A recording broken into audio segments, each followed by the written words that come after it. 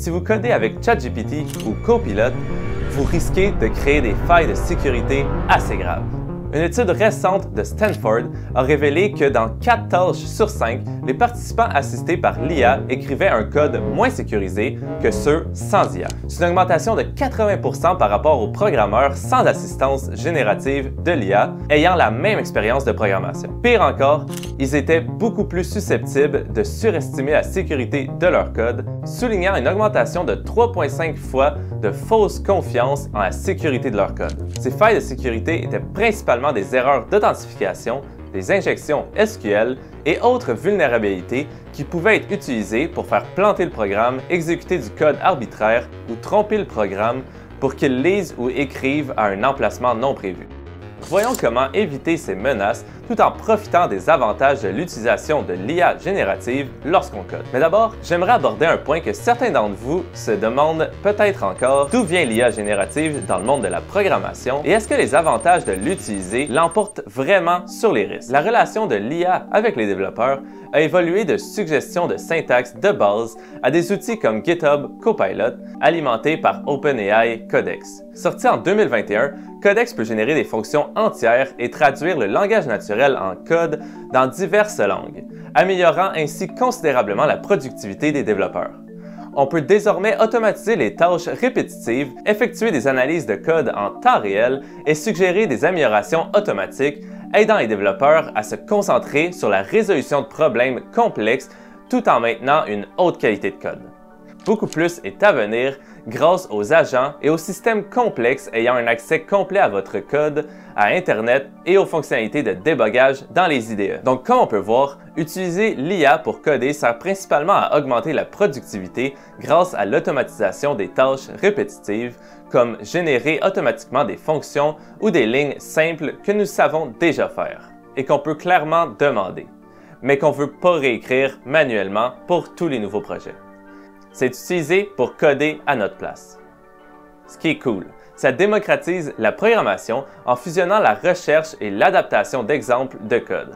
C'est similaire à ce que font les développeurs sur Stack Overflow ou GitHub avec le code open source, cherchant des problèmes ou des bugs similaires et les adaptant, mais de manière plus efficace, car les outils d'IA adaptent déjà le code à vos problèmes et à vos variables actuelles. Ça aide même à apprendre de nouveaux langages de programmation en traduisant facilement vos idées en lignes de code dans des langages que vous ne maîtrisez pas, vous aidant à devenir rapidement compétent, bien que loin d'être sécuritaire. Grâce à ça, le codage assisté par IA transforme complètement les parcours professionnels en développement logiciel, devenant des parties intégrales des programmes éducatifs et de formation professionnelle. Demandez à n'importe quel étudiant en génie logiciel ce qu'il pense de Copilot ou ChatGPT et vous verrez. Mais la question est-ce que ça va créer un excès de confiance, vous amenant potentiellement à créer des failles de sécurité? La réponse c'est oui.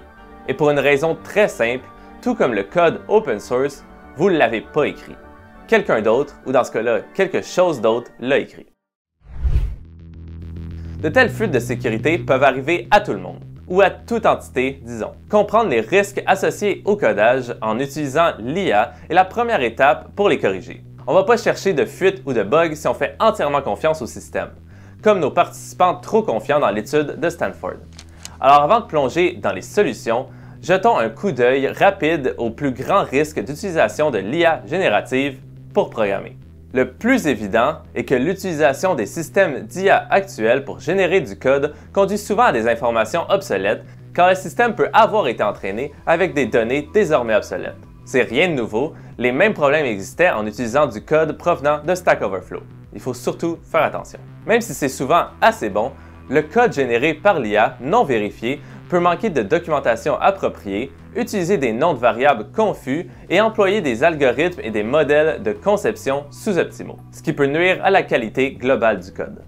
L'utilisation d'outils d'IA générative peut exposer les entreprises à des risques de propriété intellectuelle, en particulier en ce qui concerne les secrets commerciaux et les droits d'auteur.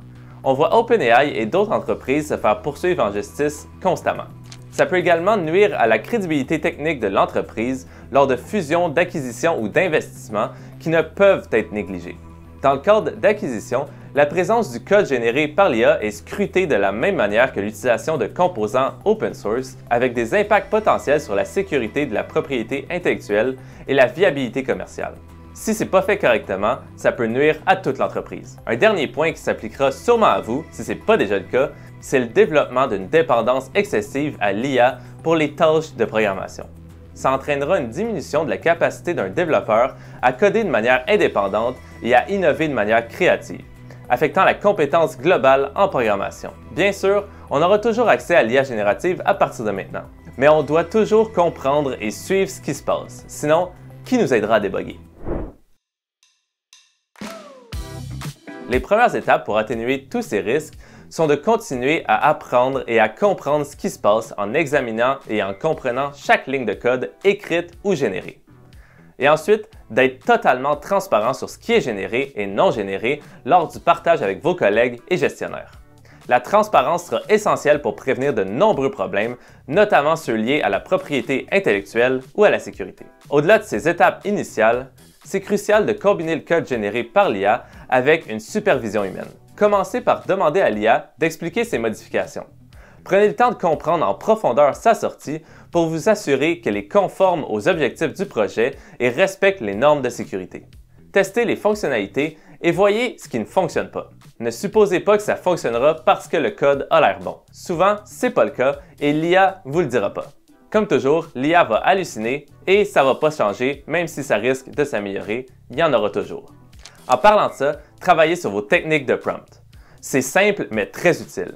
Spécifiez clairement les instructions d'une tâche, incluez les déclarations de fonctions détaillées et des fonctions qui sont utilisées par le bout de code envoyé à l'IA, et donnez plus de contexte. On a maintenant des fenêtres de contexte de plus de millions de tokens, vous êtes donc bien à ce niveau-là. La plupart des approches d'IA générative utilisent le RAG, que j'ai couvert dans une autre vidéo, pour explorer votre code, ce qui facilite encore plus le processus. Vous devez simplement utiliser des prompts clairs et précis pour obtenir ce que vous voulez. Vous pouvez également jouer avec des paramètres comme la température de l'IA, ce qui peut avoir un impact significatif sur la sécurité et la justesse du code, minimisant les risques et améliorant la fiabilité. J'ai fait plusieurs vidéos à ce sujet. Ensuite, ayant fait le maximum pour réduire les hallucinations et les risques de bugs, je pense que la dernière étape est de traiter le code généré par l'IA avec la même rigueur que vous traitez le code généré par les développeurs humains. Et pas n'importe quel développeur. Traitez-le comme lorsque vous examinez une pull request d'un collègue aux compétences discutables. Ajoutez un peu de pensée critique en vous demandant si cette ligne est vraiment utile ou si cette fonction est excessive. Lorsque vous repérez quelque chose de bizarre, vous pouvez commencer par demander à l'IA à quoi ça sert ou si elle peut simplifier cette partie ou simplement revenir à la documentation pour confirmer que c'est la bonne fonction à utiliser. En ce qui concerne les entreprises, établir des lignes directrices organisationnelles claires pour l'utilisation du code généré par l'IA, c'est également nécessaire. Définissez des politiques transparentes qui dictent comment et où l'IA peut être utilisée ou même doit être utilisée, en veillant à ce que ces lignes directrices soient comprises et suivies par toute l'équipe, et que les gens se sentent en sécurité et non jugés en l'utilisant, parce qu'ils vont l'utiliser. Enfin, l'une des choses les plus importantes à faire, comme toujours avec l'IA, est de le surveiller. Surveiller l'utilisation du code généré par l'IA à l'aide d'un système, comme par exemple le AI Code Monitor de SEMA, peut fournir des informations précieuses sur l'étendue et l'impact du code généré par l'IA dans vos projets. Des outils comme ça aident les équipes à suivre les métriques d'utilisation de l'IA, à identifier les problèmes potentiels et à affiner leurs approches d'intégration de l'IA dans le codage. Par exemple, SEMA vient de lancer une fonctionnalité qui vérifie automatiquement la présence de code généré par l'IA lors des pull requests sur GitHub. C'est particulièrement utile et important pour les grandes entreprises ou lorsque vous travaillez avec plusieurs développeurs si vous essayez de construire une base de code fiable et avec beaucoup de valeur. Donc, bien que les outils d'IA offrent des avantages significatifs pour améliorer l'efficacité du codage, ils introduisent également divers risques, tels qu'une vulnérabilité accrue aux failles de sécurité et une dépendance excessive aux systèmes automatisés. Des outils comme l'AI Code Monitor de SEMA peuvent aider à identifier et à corriger les vulnérabilités, garantissant une meilleure qualité et sécurité du code. Mais rien ne vaut une double vérification et une compréhension approfondie du code généré que vous utilisez. J'ai mis plusieurs liens utiles vers des ressources dans la description ci-dessous si vous êtes intéressé à en savoir plus sur les risques ou les solutions potentielles pour coder avec des modèles génératifs. Merci d'avoir regardé la vidéo en entier et je vous verrai dans la prochaine.